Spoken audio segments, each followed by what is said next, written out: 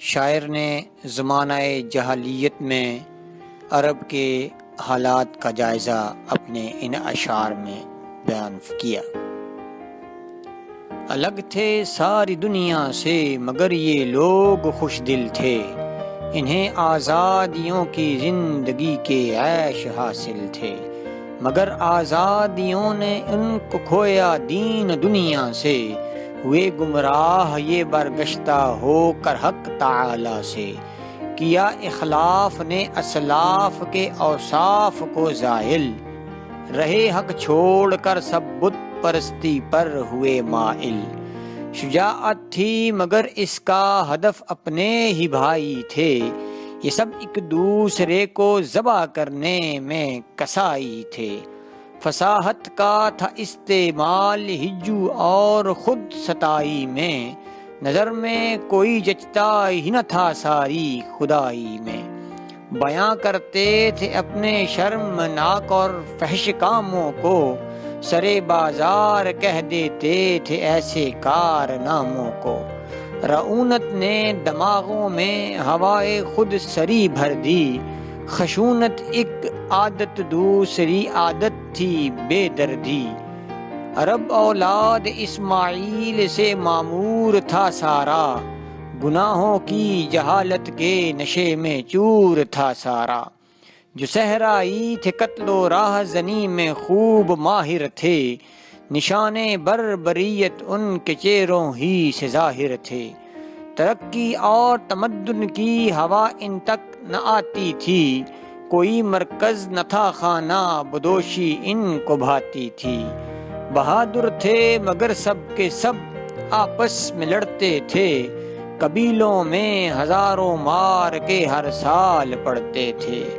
جو شہری تھے وہ فن و پیشہ و حرفت سے عاری تھے، مگر مکر و دغا بازی میں پورے کاروباری تھے،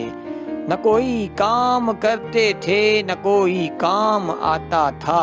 انہیں بیکار و کاہل بیٹھ رہنا دل سے بھاتا تھا، یہ جائز جانتے تھے مال کھا جانا یتیموں کا،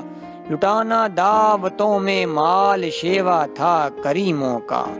پدر فرزند کی بیواؤں کا حق چھین لیتے تھے، پسر اپنی حقیقی ماؤں کا حق چھین لیتے تھے، کوئی معیار ہی نہ تھا شرم و شرافت کا، کہ رتبہ بھیڑ بکری سے بھی کم تھا ایک عورت کا، زنا و فحش کاری بڑی ان کی ارادت تھی، شرابیں پی کے ننگے ناچنے کی عام عادت تھی، شرافت کو ڈبو دیتے تھے جب عورت پر مرتے تھے، کہ جس عورت پہ مرتے تھے اسے بدنام کرتے تھے، زناکاری کی ترغیبیں سرے بازار دیتے تھے، یہ اپنی بیویوں تک کو جوئے میں ہار دیتے تھے،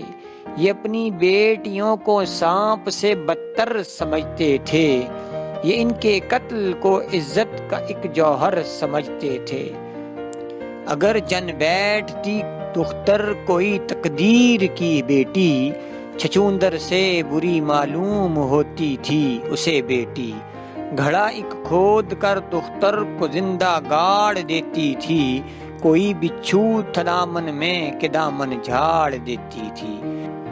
کوئی کمبخت بد اختر اگر زندہ بھی رہتی تھی، ہمیشہ باپ کے اور بھائیوں کے ظلم سہتی تھی، غلاموں لونڈیوں پر وہ مظالم توڑتے تھے یہ، کہ ان کو موت سے پہلے نہ ہرگز چھوڑتے تھے یہ، عرب میں ہر طرف دور دورہ بت پرستی کا، کوئی اندازہ کر سکتا ہے ان لوگوں کی پستی کا، خدا کہتے تھے مٹی آگ پانی کو ہواؤں کو، پہاڑوں اور دریاؤں کو بجلی کو گھٹاؤں کو، زمین پر خاک پتھر اور شجر معبود تھے ان کے، فلک پر انجم و شمس و قمر معبود تھے ان کے، مرادیں مانگتے تھے ہر وجود بے حقیقت سے، نہ تھا محروم کوئی جز خدا ان کی عبادت سے، وہ کعبہ جو خدائے واحد و قہار کا گھر تھا، وہ کعبہ جو خدائے مالک و مختار کا گھر تھا، وہی کعبہ جسے پیغمبروں کی سجدگاہ کہیے، وہی کعبہ جسے تقدیر کا نور نگاہ کہیے، وہ کعبہ جو خدا کے بت شکن بندوں کا معبد تھا، جسے پاکیزہ رکھنا فطرت انسان کا مقصد تھا۔ اسی کعبہ کو یاروں نے صنم خانہ بنا ڈالا، دلوں سے ظالموں نے نقش وحدت کا مٹا ڈالا۔ نہ سوجھا کوئی فرق ان کو خدا میں اور پتھر میں، کہ رکھے 360 بت اللہ کے گھر میں۔ عرب میں جس قدر انسان تھے ان سے سوا بت تھے، یہ خلقت تھی خدا کی اور خلقت کے خدا بت تھے۔ جدا ایک ایک خدا تھا ہر قبیلے ہر گھرانے کا، کوئی بت فتح پانے کا، کوئی بت بھاگ جانے کا۔